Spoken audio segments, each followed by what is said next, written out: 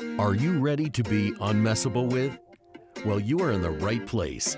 Welcome to Be Unmessable With, the podcast where you get the inspiration, strategy, and coaching to be unmessable with, no matter what life throws at you. And now, your host, Josselyne Herman-Saccio. Welcome to Be Unmessable with the podcast. I'm your host, Josselyne Herman-Saccio, and I am so excited about my guest today. His name is AJ Mirzad, and he is not only a friend of mine for many years, but he is the author of best-selling books, Master Your Inner Game, and The Mind-Body Solution, Train Your Brain for Permanent Weight Loss, which is obviously a book I would like to read now that I'm thinking about it. He's got an undergrad in exercise science and nutrition and a master's in psychology, which was really fueled by his fascination with human behavior and everything related to the human mind, which we share that fascination. So it's exciting to have him here. He was inducted into the Personal Trainer Hall of Fame in 2017. His writing has been featured in Entrepreneur Magazine, The Huffington Post, Men's Fitness. He's a total powerhouse. And he is the founder of Online Supercoach, which is a multi-million dollar online business, which he sold in 2022, which I'm excited to hear a little bit more about that. And since leaving that company and exiting Online Supercoach, he's been heavily investing in different industries to make his money work for him versus work for the money. And I love that mentality. And he privately mentors a select group of people, and he really is out to make an impact in the world, which is one of the things I love about AJ.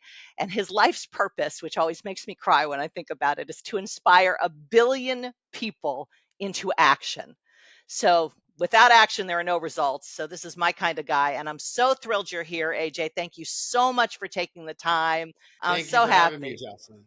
You are Absolutely. a huge hero and inspiration of mine. So this is a dream come true to be interviewed by you. Well, the feeling is mutual, and that is for sure. Is there anything you want to add in terms of telling people a little bit about yourself or your journey before we kind of get into specific questions? I could go into like how we met in our initial journey, which was Great. a life changing experience, and that was attending my first landmark forum, and you were speaking, and you blew my mind. I was like, oh my god, this is one of the greatest speakers I've ever seen, experienced. I was transformed from that first event, and then I signed up to the advanced course. It was like a month after you were doing that as well, and that just shifted my entire perception of life, business, family, love, my own life's purpose. And I kid you not, Jocelyn, when I walked out of your event, the things you taught me just took my life on this crazy upward spiral. Within a few months, my income just started increasing like crazy. I actually got inspired by you to start doing seminars, and I was hosting a seminar every 8 weeks because I was like, the biggest fear to do it, but then seeing you do it and you gave me the belief. But it really shifted my perception and clarity on how much easier my business could be, my relationships, everything just became like easy mode, if that makes sense. So from that day, like, I'll just never forget the impact you had on me. So it's Oh, so cool to now talk about that with you here.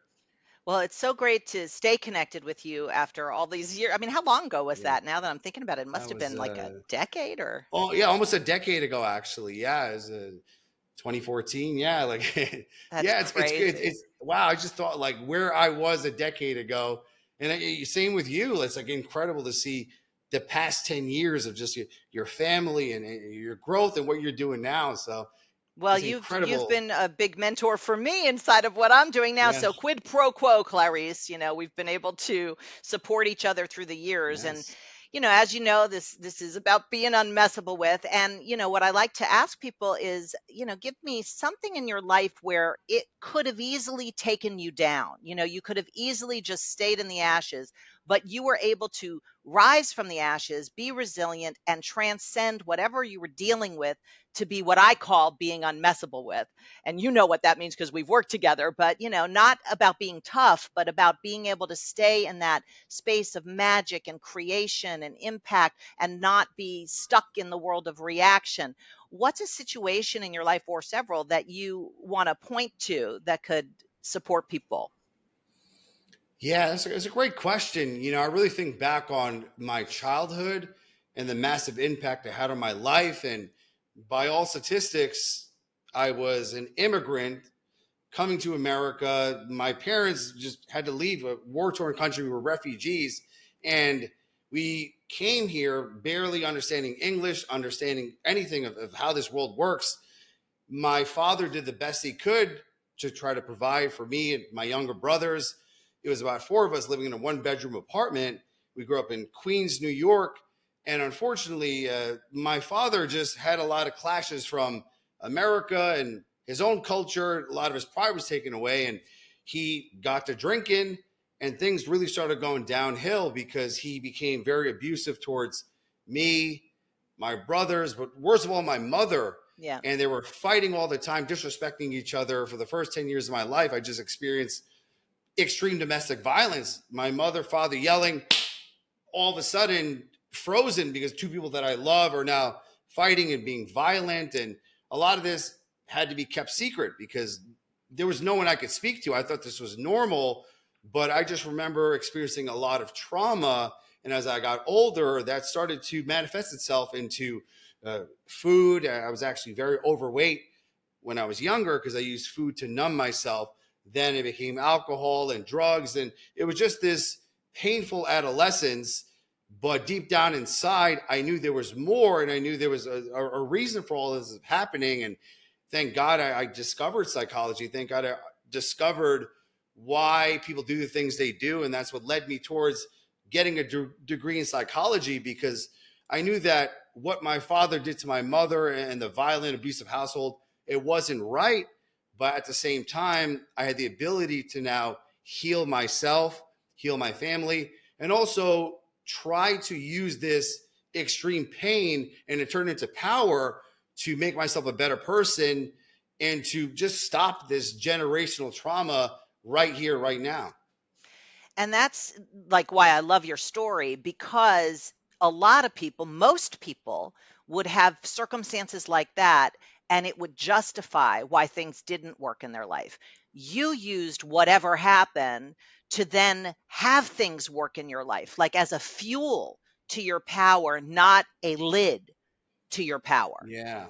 And that to Yeah. me is incredibly inspiring, because what is the difference between you and someone else who doesn't come out, rise from the ashes like that?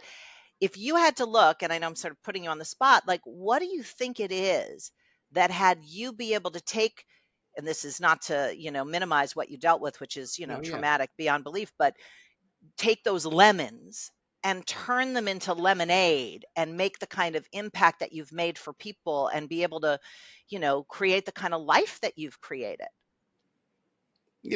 I feel that entire experience humbled me extremely till this day. It humbles me because I do realize that no one comes from a perfect family, right? Everyone has challenges with their mother, with their father, siblings, uncles, aunts.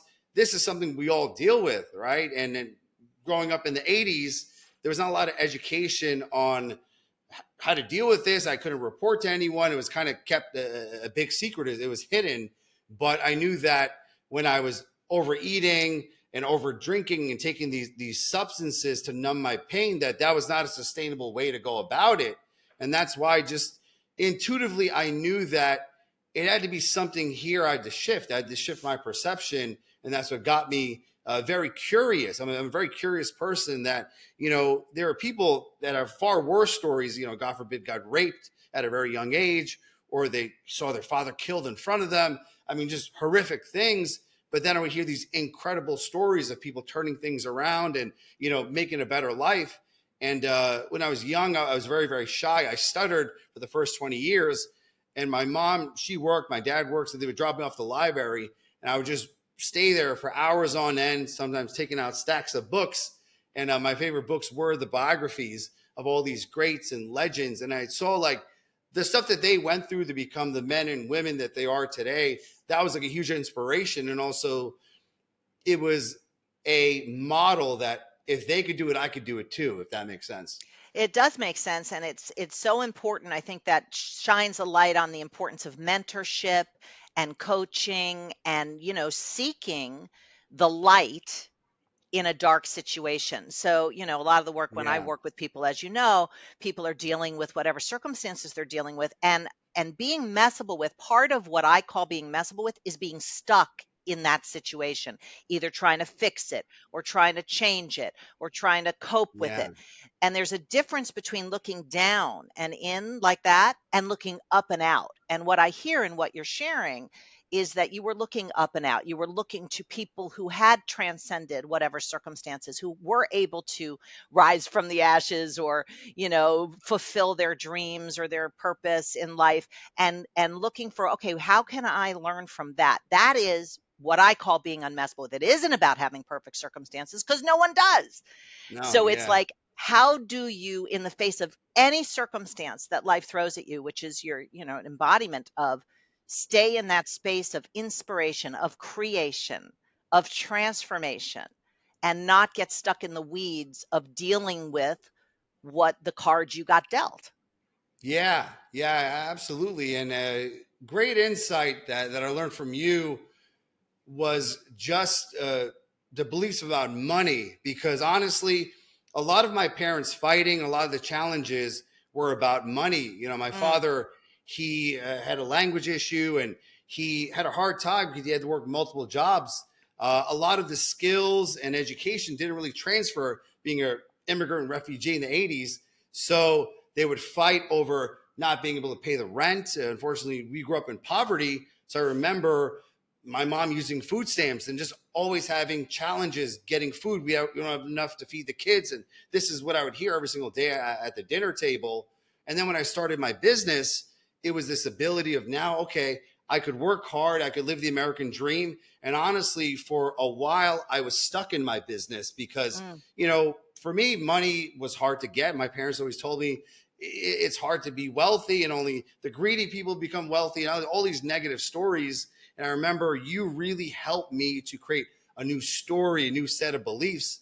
And you made me realize how many limiting money beliefs I had. And a lot of the exercises and strategies like showed me that, this scarcity mentality, this fact that money is hard to get, or I'll never be successful, I'll never be wealthy. It was all nonsense, right? Because you equipped me with a new story, new skills, new capabilities. And that was like one of the biggest things I got from you, the ability to change my entire financial destiny. Because shortly after meeting you and the transformations, I started to just up level because I was kind of stuck in my business at the time. It was like $20,000 a month. And I was stuck there for like a year. And yeah, it's a lot of money, but if you're just not progressing in any business, it gets pretty upsetting.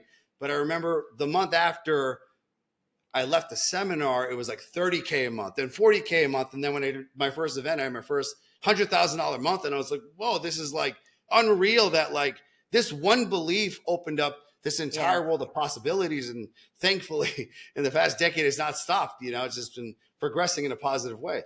And it's incredible how much limiting beliefs put a lid on what's possible, whether it's with money or with your body or with your romantic situation or your family or whatever it is.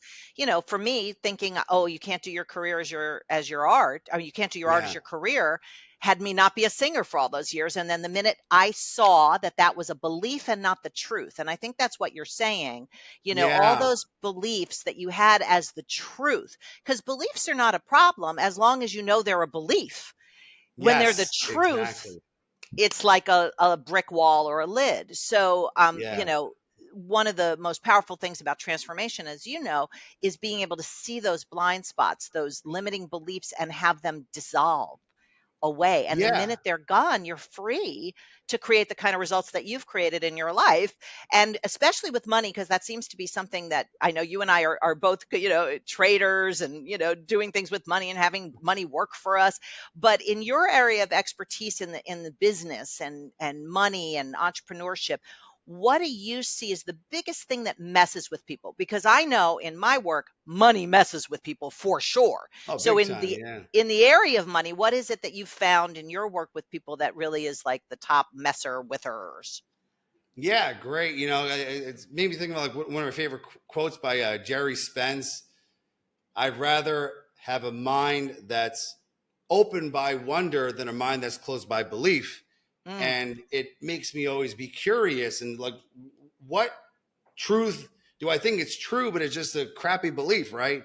And you really taught me that money is more of a psychology than a strategy, because at the time I had a good business, right? I was online, I was helping personal trainers and coaches scale their business. The offer was great, everything was working well, but psychologically, a lot of my past trauma, uh, scarcity mentality, generational trauma, all these things my parents would tell me about how difficult it was and how only greedy people were rich. I had to like take all of those truths, question them, put the light of, honesty on them. Like, is this really reality, or is this what my parents taught me? And as I mentioned, my parents did the best they could with what they had. I never really had a role model, never really had a mentor, someone that taught me that this belief is wrong. Here's a better way. And until I met you, because you taught me that you must question these stories, right? I had a lot of lids on me, and step by step, I was just taking lid. And of course, with the financial aspect, right? It's one, understanding that your financial situation is more than likely a psychology. It's a mental thing. Once you get the money story dialed in, then it's the actions, right? Because you can't just sit on a couch, smoke weed, and manifest Ferraris, right? It doesn't work like that. Right, You got to get off your ass and exactly. do the work. So again, you at the time showed me a new way mentally to look at money. It changed my relationship with it. But of course, I needed to get the skill sets, right? Because for me, you really inspired me that I could be a good speaker. I started for the first 20 years of my life. I was a shy kid. I was an introvert. So for me to do what you did was like the scariest thing in the world. But you taught me to jump off the cliff and then build wings on the way down. And I just decided, I'm going to set a date for my seminar. April was the event that I walked out of. In October 1st, I'm going to do my first seminar. So it gave me months to prepare. I remember posting on my social media and just going crazy, trying to get butts in the seats. And it was terrible because like the first few weeks, like 3 people showed up and I was Yeah. like, oh, should I cancel this? And I'm freaking out. I never did an event before. So it was the public humiliation of talking to an empty room. But Yes, I've I just, been there. yes, I mean, we all start somewhere. But again, those same skills, technologies, capabilities that I learned from you was, keep to the vision, but keep doing the work, keep taking action every single day, calling up people, making posts, going to other people's events, having conversations, just guerrilla marketing, everything possible to fill this event up. And thankfully, I got about 60, 65 people within that event. And, it's one thing to like speak at your first event. The other thing was selling at the event, because I was selling this $7,000 coaching program at the time. It was like the scariest thing in the world because I have to keep these people captivated for 2 days. And then at the end of the 2 days, make this big offer. But again, these are skills, right? I just read as much sales books as I could, watched the best speeches on YouTube, just practice and practice and practice and rehearse and memorize. And thankfully, it was, my first event went extremely well, but the sales went well. Everything went well because one, I knew intellectually I had to understand these skills, but also practice them, rehearse them, and also believe in myself that I could go in front of a room, inspire everyone to take an action, but also inspire everyone to invest in themselves and come and invest into the next level and get coaching from me. So it was a really eye-opening event. Like I said, that one event ended up being like a big part of my business and what led me to sell it, because I was really good at filling the event and selling at the event. That every 8 weeks, I just did an event over and over until I sold the business. Amazing. And since you sold the business, you've moved to Thailand. I mean, you are Yes. living a dream come true. And now what are you up to, and what is your new game, so to say, as I would say, what is your new game? Yeah, new game. My business that I sold, the online super coach in 2022, it really taught me the power of developing your skill as an online coach, how to attract your ideal clientele, how to sell your services in person and online, but most importantly, how to coach people virtually through an online infrastructure. So these skills worked extremely well. And at the time, my main program was like more of a group program where I was teaching one to many, and then people are going through a membership portal and having coaches. But the two favorite things that I loved was speaking, holding masterminds, the whole in-person process, and also working with clients intimately. I didn't have a lot of one-on-one clients in my business, but now I truly enjoy that. There's a handful of people that I go on a weekly call with, and I just love these people. They're amazing conversations. They get me inspired. Every time I talk to them, like, wow, I should be doing the stuff I'm telling them. It's these Right. amazing. That's it. That's the beauty of coaching is you're talking to Yes, yourself a lot of the times, exactly. So I have a passion for that. And of course, cracking the code. I'm too young to retire, but, give myself a sabbatical that when I sell this business, I'm going to travel to Asia. And I've always wanted to go to Thailand, Japan, Korea. There's been this internal intuition that said, go to the East. And it's been incredible. I've been here a year and a half, and I've learned a lot about myself living here in Thailand and traveling across Asia. But at the same time, with the sabbatical, I got really deep into investing and making my money work for me so that in the future, the next new business, it could be one of choice and something that's purely from the heart, because thankfully, I'm really grateful that the sale of the business and all the previous work I did put me in a place of financial independence where I never have to work again. But I have a purpose, I have a mission. I can't just sit on my butt and do nothing. So right now, I'm just really figuring out what that next big step is as I coach people and continue investing.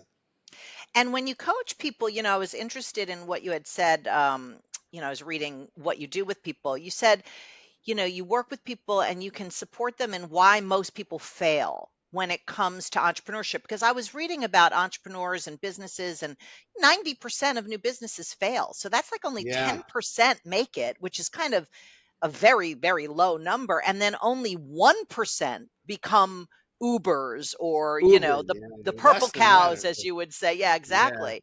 So what is it, when you create a strategy with one of your clients or your, the people that you coach, how can someone quickly validate a business idea?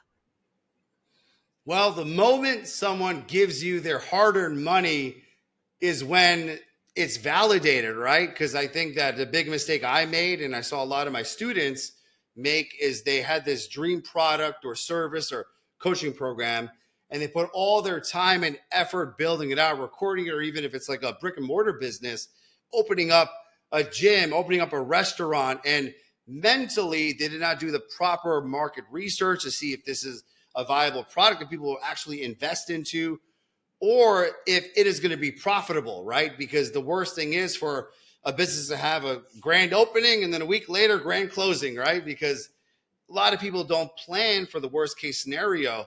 In this incredible online world that we're in, we have so many platforms, from social media to paid advertising. I mean, there's so many methods to actually create an offer and sell it before you make it, right? So your main Mm. job is to create the big idea, and from there sell it to a quota of people. Hypothetically, if I'm developing, let's say, a new coaching program, a new 12-week coaching program, and someone's going to get X result, and I know exactly the demographic and the person, it's going to take a lot of work to create this coaching program, to create a members portal, and to create a website for it, all of these things.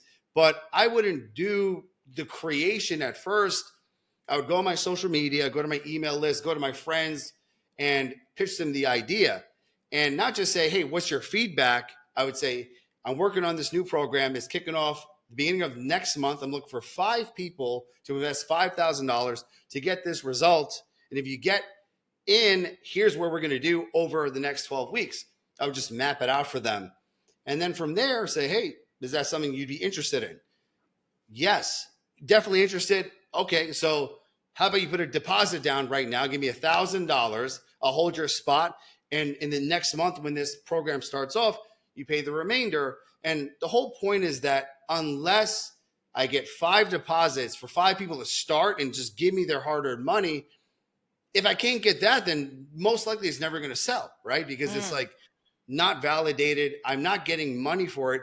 again, it's one thing if your friends and family say it's a good idea, go for it. It's another thing if someone Yes. says it's a good idea, take my money, right? And we have the ability through technology, through just all these different platforms to sell something first. Let's say you hit a quota, 5 people at this price. If I get it on this day, I'm going to continue with it.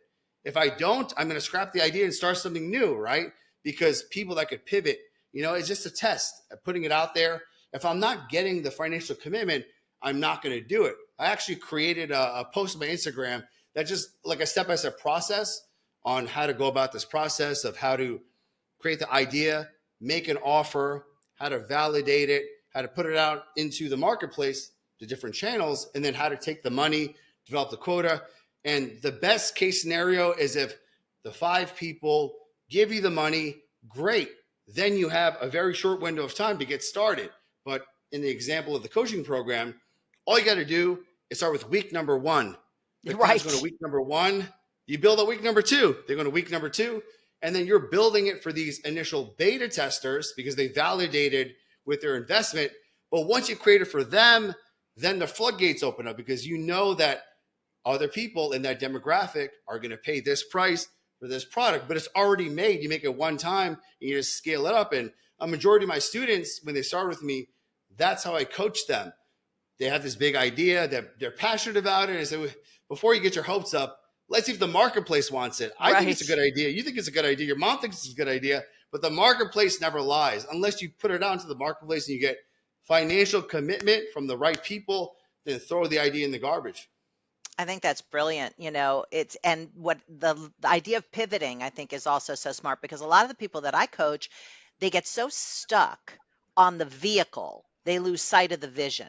It's like if your vision is to make a difference with people, you could do that with Yeah. 800 different vehicles. It's like if I want to go to France, I don't have to go on American Airlines. I could go on Delta or I could take a boat or I could, Well whatever. said. It's Yeah. but if you get fixated on the vehicle, you get stuck. And a lot of people say, oh, no, this course is the way to go. But there's no market for it. Nobody wants it. So give it up and be Yeah. malleable, Be like, malleable. Yeah, totally. I think honestly, and not to get too deep or profound, but I kind of found in my life for me to get all of these dreams and have all these visions become reality, it was the art of setting a strong intention, but yes, letting go of attachment. It's like, okay, I grew up poor. My family's on welfare. We're using food stamps. We're living in a tiny place. My dream is to become a self made millionaire. If I could be an immigrant that became a millionaire through the American dream, that would make my family happy. I could help them pay their bills, become better in my environment, help more people. But if I became a dentist or I became, a politician, who knows? Like I have the dream. Thankfully, entrepreneurship worked after all the things didn't work. But the point is, I set the intention of the big vision, but I yes. wasn't so attached on how I was going to get there. And I think that's really an important takeaway for people listening is to stay focused on the vision, not the vehicle. The vehicle can change. I mean, I spent 30 years leading programs at Landmark, and then now I'm not doing that anymore. And I have a new vehicle. And it's like, if you're Yeah. driving and your Google Maps is telling you, okay, no, you need to make a right here, but you were planning on going straight, but there's a detour. It's like you don't sit there going, no, I'm going straight. No, you make the right because you want to get Yes. where you're going. So keep Well an eye said. on the vision, not the vehicle. I love that. Well said. Yeah, because love is a great thing, right? We've all been in relationships and we think we found the one and it doesn't work out with this person, and then you keep the vision. I want to have a family, I want to have children, I want to have the right partner, and then this person doesn't work out. You still have the vision, you still do the work, and That's right. the right person comes along. You're like, oh, that's why I didn't work out with all these other duds. Yes, and exactly. My vision of that body. I have lots of vehicles. They haven't worked out well, so I'm going to read your book as the next You'll vehicle. find the right one soon, definitely. Exactly, exactly. And is there anything I can support you in? And you don't have to say yes, but if there is anything, I'd love to be able to support you in whatever you're up to now, creating, or anything that's messing with you. Yeah, yeah. I think one thing is you know when you're having a vision, right? Like, thankfully, I'm really grateful for everything that happened because based on the domestic violence and the abusive upbringing, all the challenges of being an immigrant. Thankfully, I overcame a lot of those stories, and I educated myself and invested in mentors like you, learned how entrepreneurship works, learned how money works, and thankfully put it in a place where I could help other people and become financially free, help them become financially free.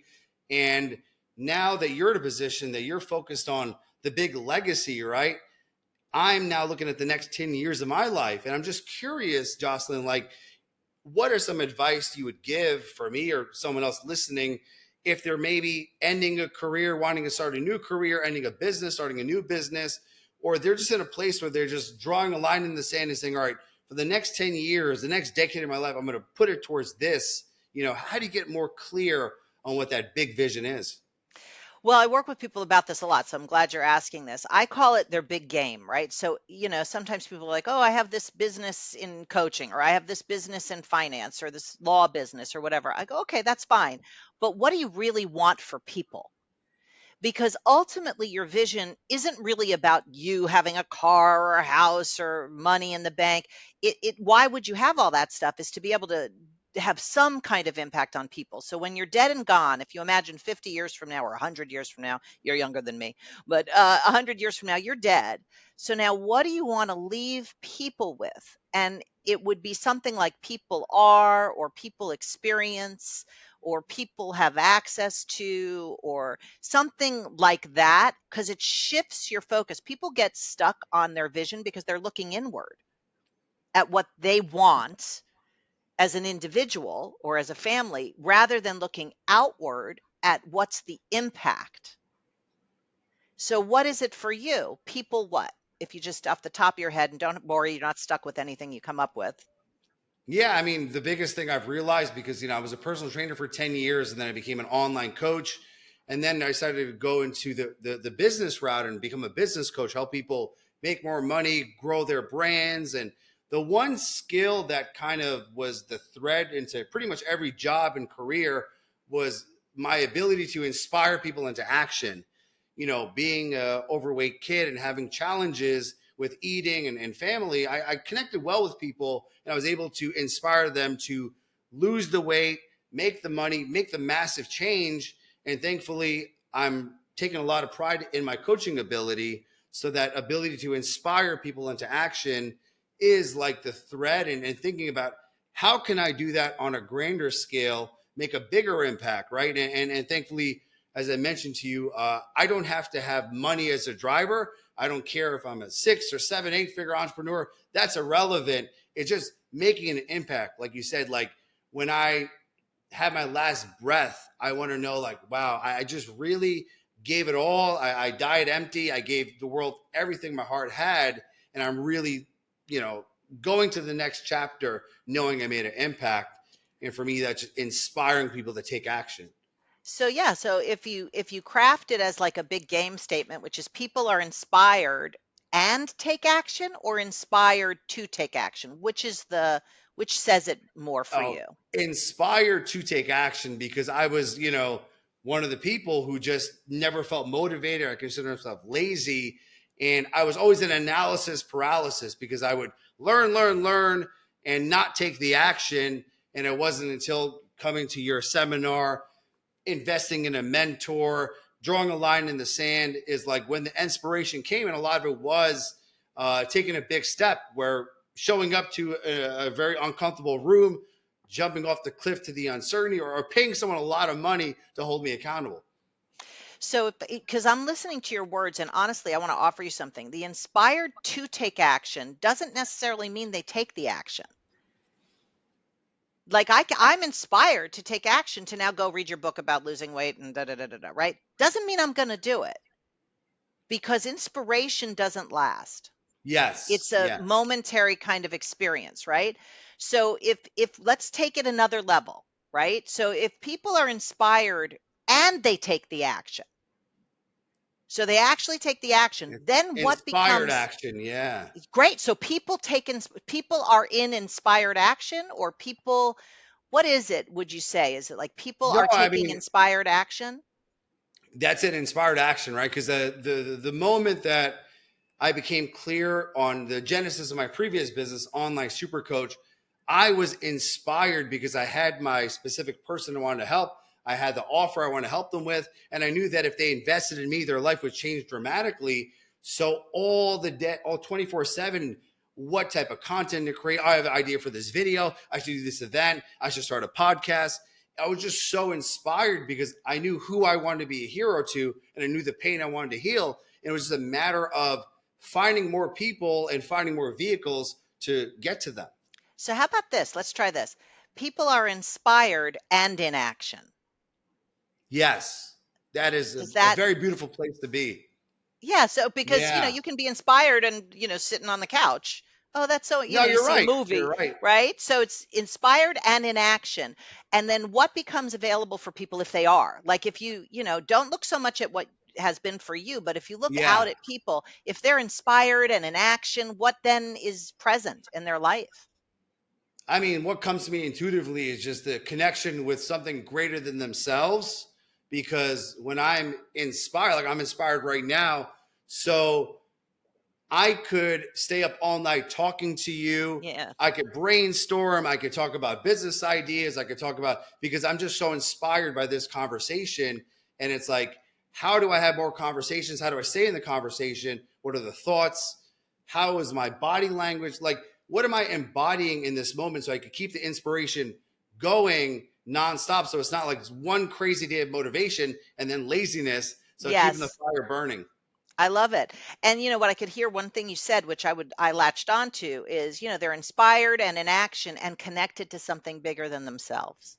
Yeah. Like that's important to you because I know in the last, year or two, you've been on a real spiritual journey and you did like a social media detox and there's things you're Yeah. getting connected to that if you could leave that as your legacy for people, not just that they're inspired and in action, which, a motivational seminar could do, but really that Yeah. they're connected.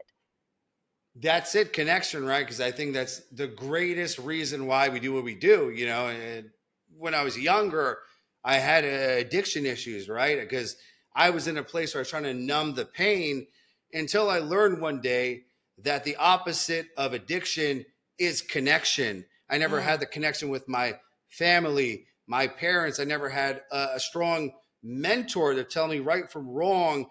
And once I started developing connections and going to events with like-minded people, joining group coaching programs, being in the conversation with like-minded people, I felt this connection that was far more enjoyable than the short-lived pleasure of drugs and alcohol. I I love quit it. them completely. And, the more connection I had, the less I was limited by addictions and bad habits. Well, I think if you add that into your purpose, into your big game, as I would call it, so you have inspired and in action and connected to something bigger than themselves, that will start to shine a light on some of the vehicles you could choose because you could choose anything, but just inspired and in action is going to give you one set of roads. Being connected to something bigger than themselves or just being connected, however you want to articulate it, Yeah. will give you a different lens to look at opportunities and vehicles and businesses and Yeah, structures and that's all a of that. very beautiful thought process. I just thought, like, literally by you saying that, I'm just thinking about what I've done over the past year of getting off social media completely, doing a digital detox, being in real conversations like this, being around other humans, old school, right? Just real, intimate, powerful conversations as opposed to just texting and liking someone's post, right? It's like the world obviously needs more connection because there's a huge loneliness epidemic. So you already have my mind brewing Yeah, with now different you can insights and see all ideas. So sorts of, yeah, things you could create where people end up being connected in that way and not just that yeah, digital whatever. I mean, there's a whole world to explore with it. And we should do another episode once you kind of start to formulate it and we can revisit it and update people on what you're sounds great. creating. This is a Yeah. documenting your amazing framework in action. I would love to do that. Yeah, I love it. I love it. So tell people, anything you want to offer them or where they can find you and what's the best way to stay in touch with you. And I'll have, of course, yeah. all your links and everything in the show notes. So nobody has to worry about that. But what is it that you want to leave people with? Well, thankfully, I made like everything super simple because I just created a website with my name, ajmirzad.com. And that is like pretty much my main digital presence because there I just have all my information, ways to contact me. If something from our conversation resonated with you, my email's on there. Let's chat. And also, I'm developing a open source blog where I'm going to be sharing different ideas, but also allowing people to collaborate and share their insights.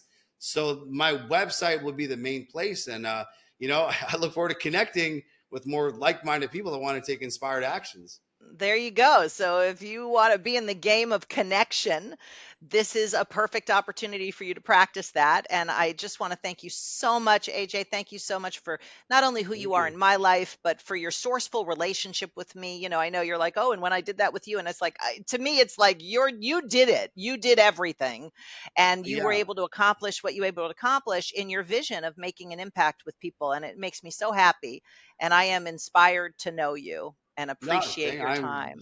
likewise. I'm extremely blessed. Thank you for this. This is literally a dream come true experience. Like I was telling my girlfriend, all my friends, everyone's like, will you believe that my biggest mentor is interviewing me on Friday night? Because this is like 9:50 here in Thailand, and it's just like a dream come true. Because I remember the impact you had on me, and I so appreciate for our friendship, the fact that we could be in each other's lives and add value, help each other out. So I'm grateful that this is like a full circle moment, and it's come true. And I'm grateful for you and everything. So thank you So so much for great. this. Oh, thank you so much. All right, everybody, go see AJ on his website, and we'll see you on the next episode of Be Unmessable with the podcast.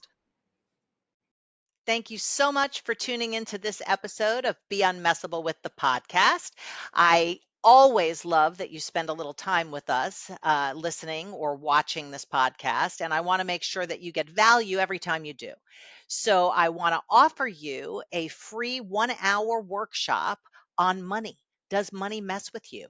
If you're a human being, then it likely does. At least every human being I've ever met, it messes with them to some degree. So it's not so much how much money you have, but your relationship to money. And we have a free 1 hour workshop that was co led by myself, my good friend, media icon, Robin Quivers, and our wealth coach, Tyrone Jackson. So click below and you can have instant access to Unmessable with Money. Unleash your inner millionaire.